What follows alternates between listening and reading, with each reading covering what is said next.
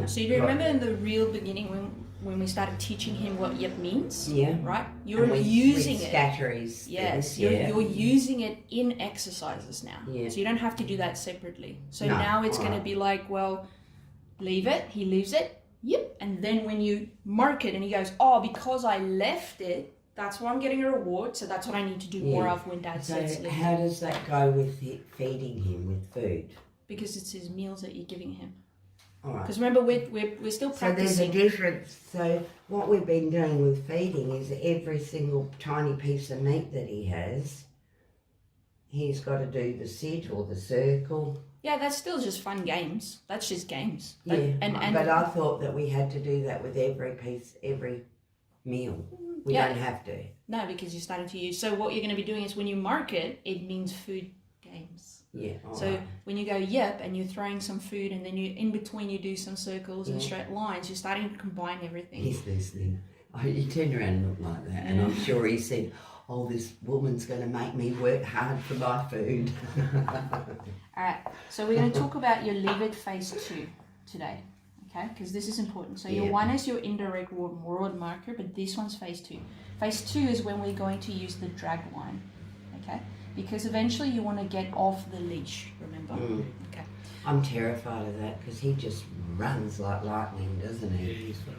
Well, what we're going to start doing is you're going to do, once we pass the criteria for the foundation training, the first thing we're actually going to do with training is the recall.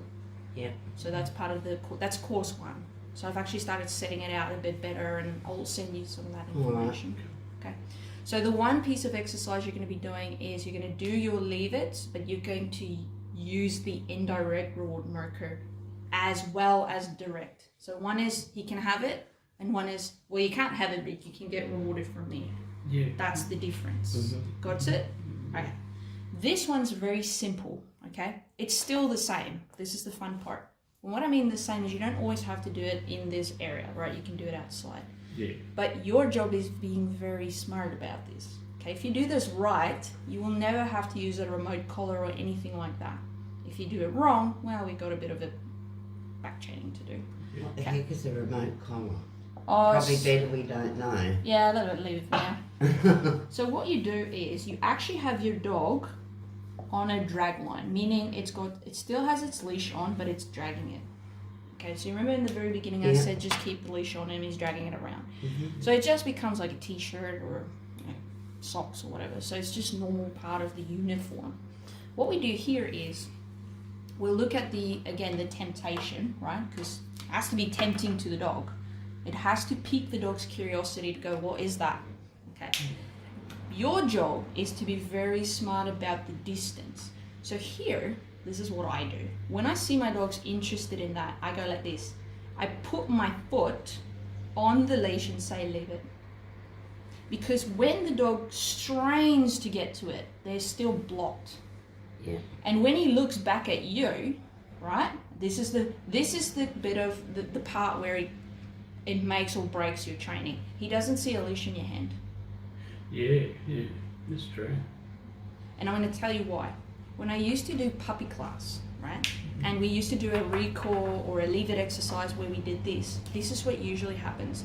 They'll say, leave it. The dog looks back and you can see it's like, nah. And then as the dog turns, they bend down, pick up the leash and hold it. And the dog looks back and says, okay, it's not my behavior, it's the leash in your hand. What happens then is dogs become very, very clever. They start to realize, wait a minute, so if I keep that leash out of your hand, you can't make me leave it. Oh, so you run away or something. Yeah. And that's why a lot of people say to me, my dog's great when they have the leash on. But when they don't, they're gone. Yeah, I and I'm like, understand.